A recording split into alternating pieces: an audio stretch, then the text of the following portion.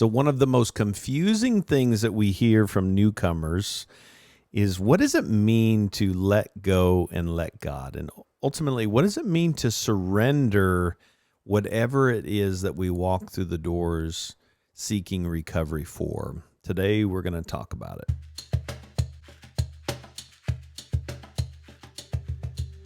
Welcome to Hope in Recovery, a Fellowship Celebrate Recovery podcast.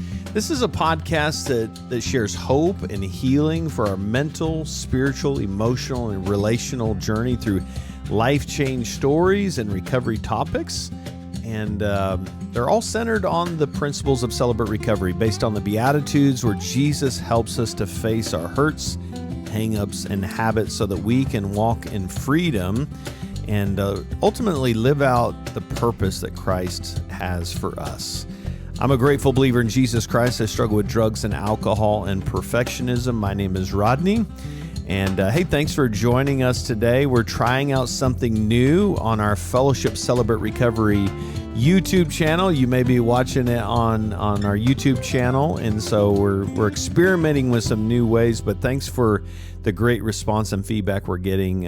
Glad that our forever family's enjoying this podcast. But I'm the ministry leader with Fellowship Celebrate Recovery here in Rogers, and I've got my brother here, Andy, who is the ministry leader for Fellowship Fayetteville Celebrate Recovery. Andy, glad you're here with me, man. Yeah, glad to be here.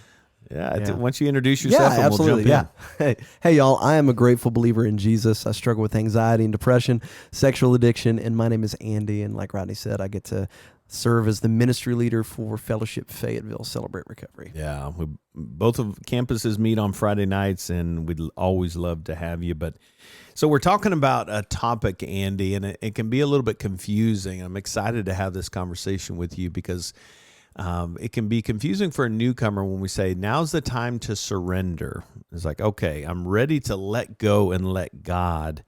What does that mean? I don't even know where to start with that, right? So let's jump in. What does that mean, Andy, for you? Thinking about your journey when you first walked through the doors of Celebrate Recovery and someone says, hey, it's time to let go and let God. What does that mean? Yeah, it's interesting. We always talk about, that word surrender always comes up in this idea of letting go and letting God. And I wasn't real sure what honestly, I wasn't real sure what that phrase meant when I first got into recovery, but I had an idea of what surrender was, and it wasn't a positive thing. I thought about surrender as a sense of I had a task or an undertaking that I was going into, and surrender meant that I didn't have what it took to follow through, that I just wasn't enough. That I wasn't going to make it, and so it was time for me to. I failed. Yeah. It's time for me to give up. Isn't that cruel how the enemy uses something that's so pure and so holy to surrender to God, to Jesus Christ, and then turn that on its head and make it a lie? Yeah. How cruel is that? Yeah. He's pretty good at that, the enemy. Yeah.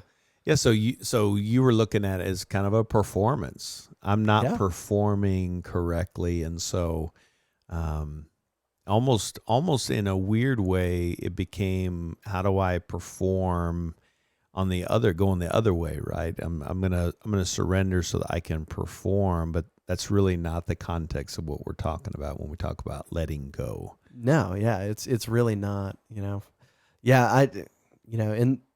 I think also my idea of surrender was colored by kind of the military sense in there. I love like World War II history and stuff like that. And, the idea of surrender in that is just, it literally means like you couldn't win the battle. You weren't good enough. You lost. And so it's admitting defeat.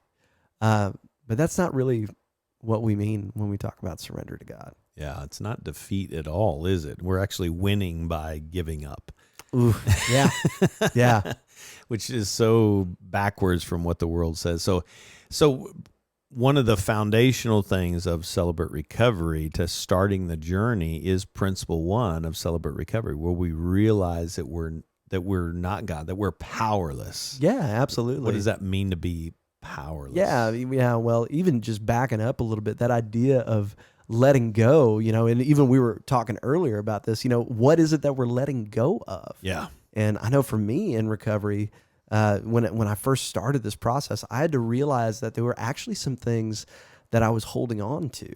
While I'm not, pain happens, no matter if we're in a healthy spot or an unhealthy spot. We may have pain that is caused by our own poor choices, but oftentimes in my life, I did a really bad job of trying to control and manage my pain in my relationships and in the circumstances and outcomes of everything. And oftentimes that led me to the things that caused me to need Celebrate Recovery. Yeah. So learning that I needed to let go of the things I was holding on to that I didn't even know I was holding on to. Yeah. I think that scripture, just that whoever clings to his life will lose it. Ooh, yeah. It's like, wait, what? Yeah. Whoever clings to his life, but whoever loses his life will be exalted, right? It's like, whoa, this is completely backwards from everything. So what am I holding on to? What is the thing that I'm holding on to that's causing me to lose life? And we're just saying, hey, whatever that is in your hands, let go of that. But what does that look like to practically let go? Yeah. Yeah. I think the first step, to that idea of realize that I am powerless to control my tendency to do the wrong thing. The first step of letting go is realizing that the strength to live this life in a healthy way, I had to realize it doesn't come from me. Yeah. But rather I needed, for years and years and years trying to control things, I tried to do it under my own understanding, my strength, my best plan for how to get through things. And I had to realize that my best effort wasn't going to lead to the healing that I needed, which is a humbling thing. Yeah. But I can't let go of something until I realize it's not working. Yeah, that's so good. I can't let go of something until I realize it's not working. It's worth repeating. So I know we've talked about just that analogy of you playing football. Yeah. And I think that's such an appropriate story. Tell me about that, because I think our listeners will appreciate that. Yeah. Fun fact. I played high school football over at Northwest High School up south of St. Louis in Missouri. But I was an offensive lineman, and I remember one time at practice, we did these things called board drills, and they took this really wide 2x4 and placed it on the ground. And then they took two high school kids and put us helmet to helmet. Sounds so delightful. I know, and so safe. But they put us helmet to helmet. They would blow a whistle, and our job was to push the other guy off the other end of this 12-foot board. And so I remember going up against a friend of mine that was about the same size as me, and he just whipped my butt, man. And I got up off the ground after he just kind of pushed me off the end of that board and just kind of threw me down. And I thought, no, it's not going out this way.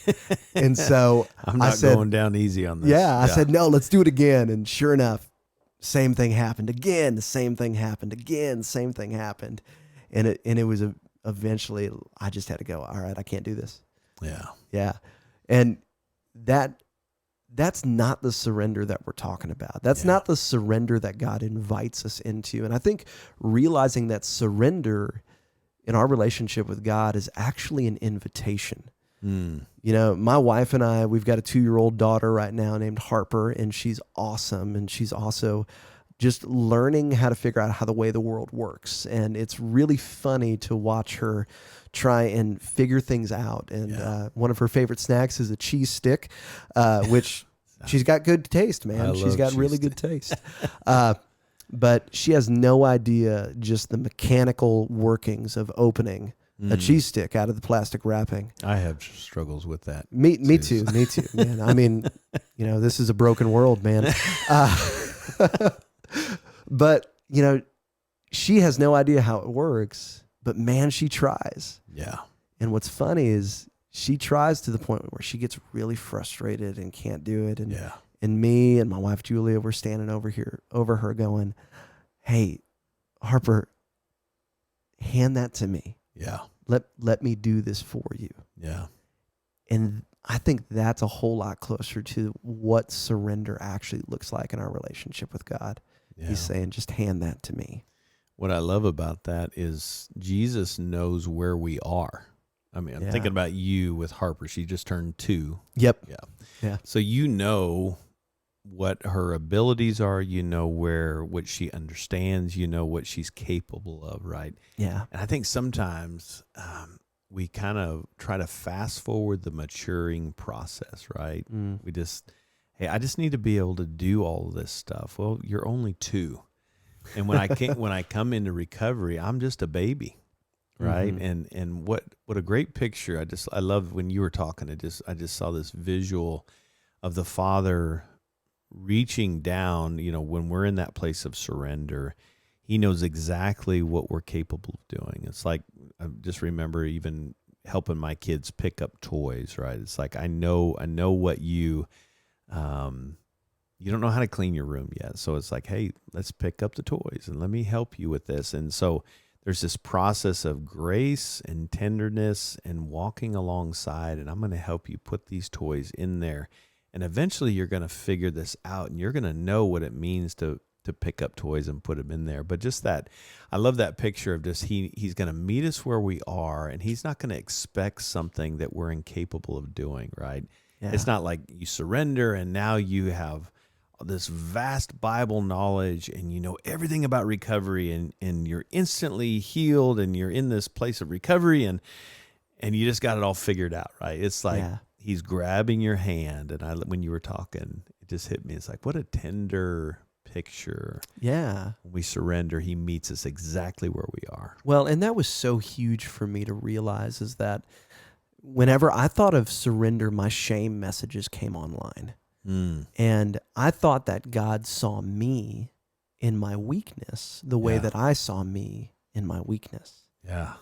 But the reality is that surrender is actually a part of God's grace towards us, that he gives us an opportunity to come to him. Yeah. And rather than seeing me the way that I see myself, he sees me the way a loving, perfect Father does, because he is the perfect Father. And he sees me in that place, not just the messiness of where I'm at, but he sees me fully and completely. The Bible tells us how he knew us before the foundation of the world. You go back to Psalm 139, all of my days are written in your book of life. He knows us completely and fully before we were ever born, better than we know ourselves, better than we will ever know ourselves. And so he knows what we're capable of and what we're not capable of, to that idea. Yeah. And he loves us in that place. And it's never a voice of shame that God gives us in that broken place. It's always a voice of invitation and love. Yeah, like that abide. It's not a command, it's an invitation.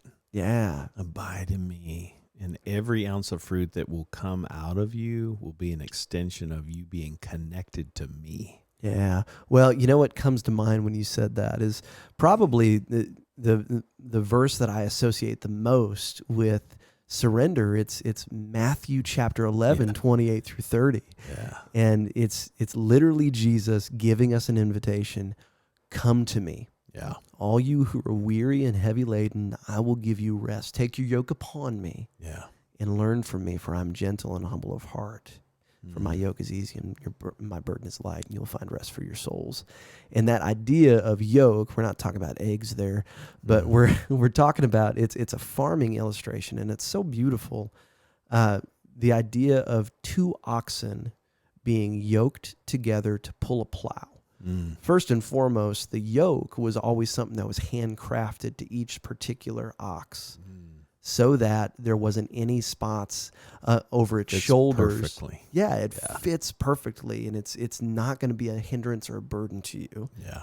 But second, anytime that they were training up a younger ox to pull a plow, they would always put him up against the older ox. And what's so cool is that it was always the older ox that would pull the full weight of the plow. And the younger ox was just learning what it felt like to walk next to that older ox and pull that plow together. Yeah. And that's what Jesus invites us to. Yeah. And what a cool thing is we walk with him. We learn that's the maturing process.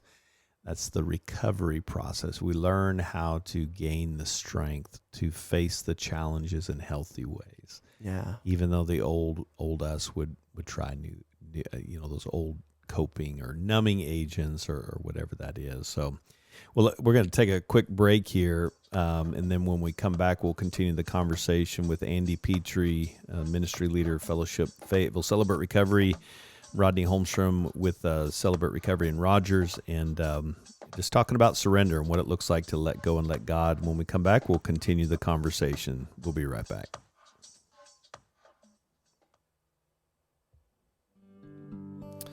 Well, if you have never experienced the first night of the year at Celebrate Recovery, you need to check it out.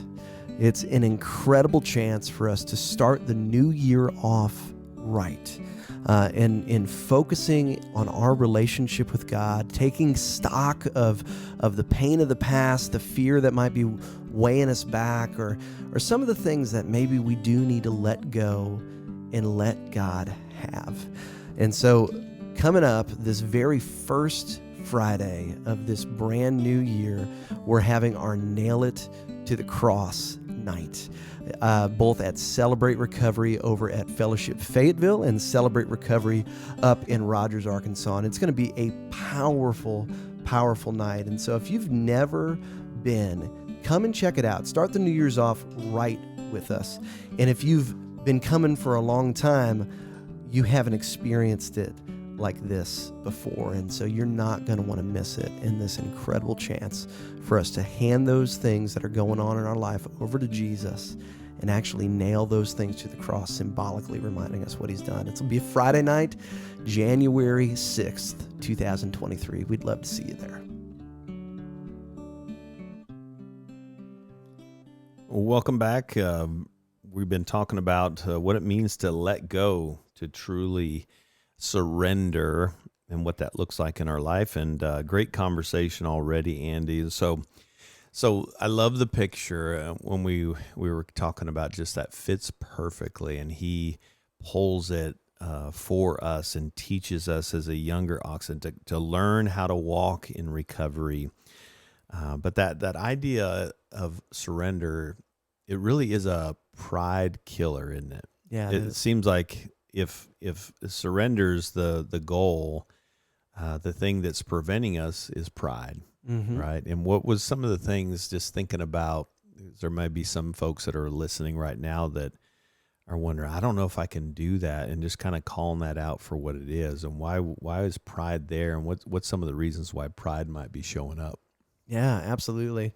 You know, I think for me, one of the reasons why pride showed up is because for a long time in my life, I thought that if I asked for help, that meant that there was something wrong with me.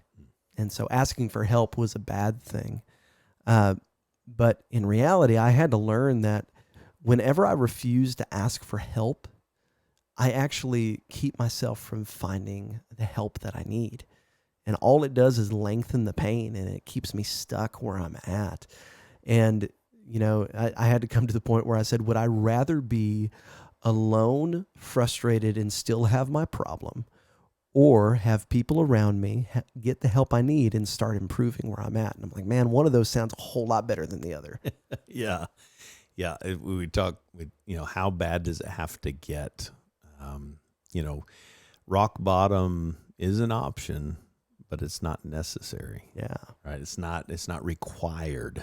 Yeah. He's like, well, I need to hit my rock bottom. Well, you don't have to hit rock bottom before you give up.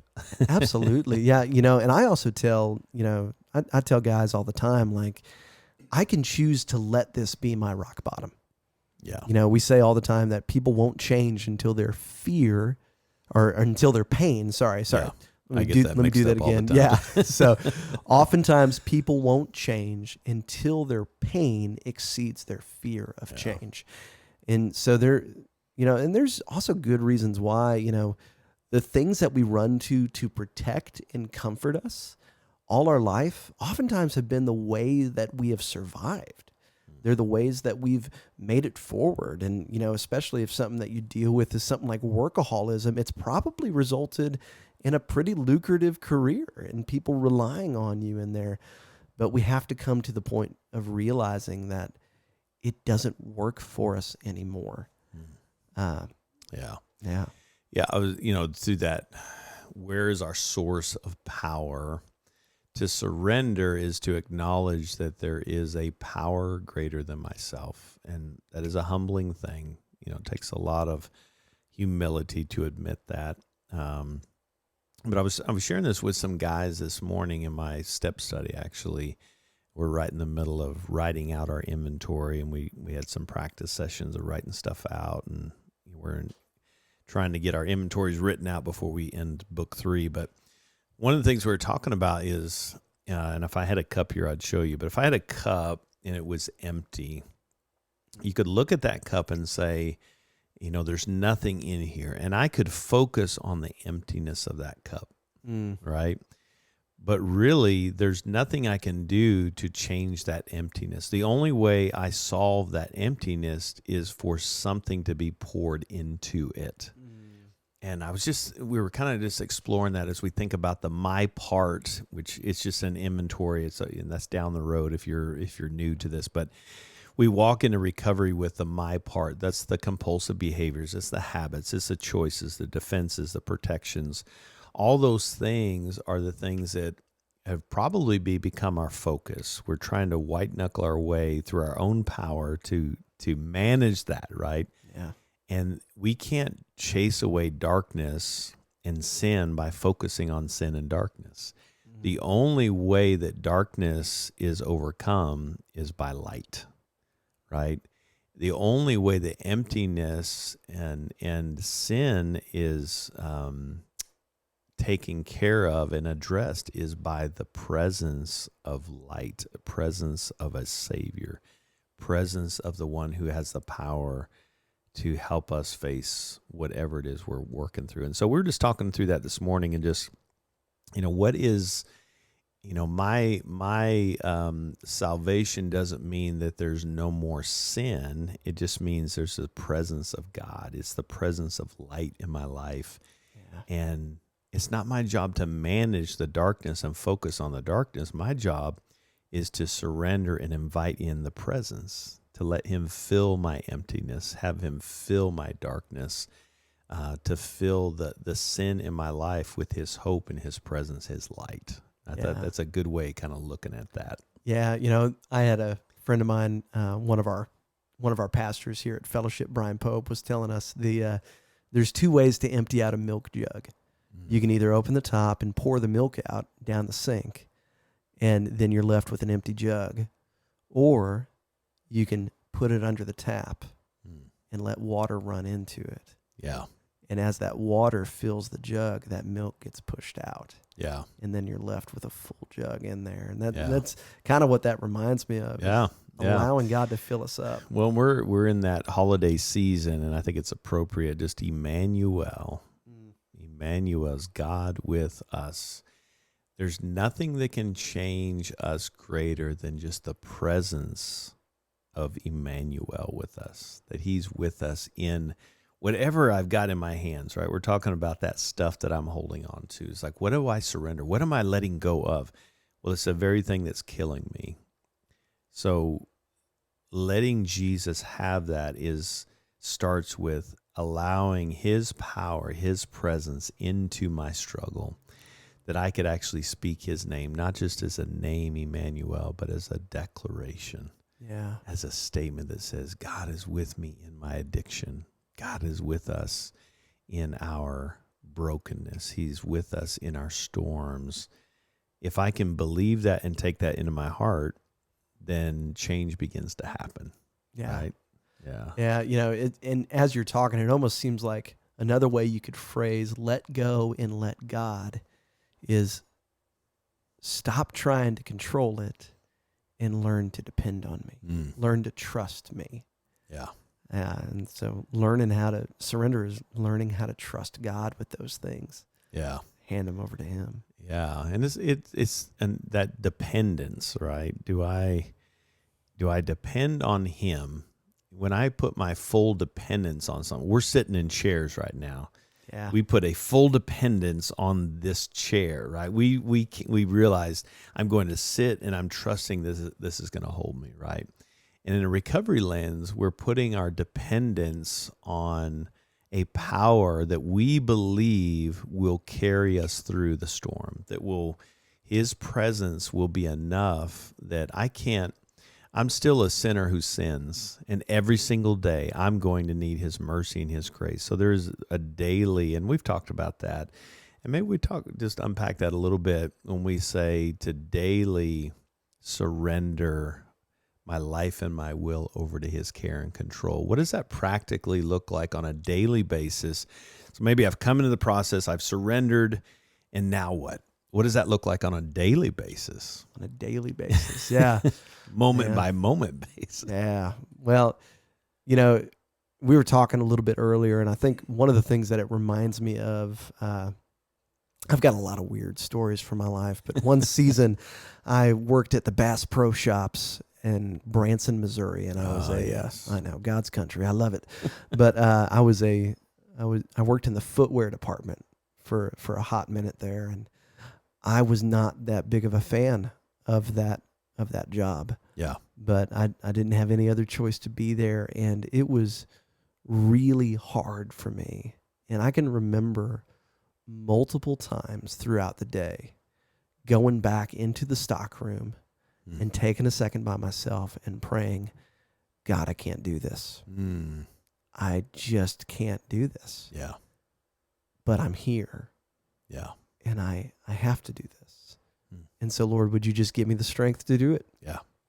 And it was amazing how, and I don't know how many times I prayed in that stockroom, but every single time it was a recentering of my heart on the fact that I can't do this on my own strength, and God, you're going to have to pull through.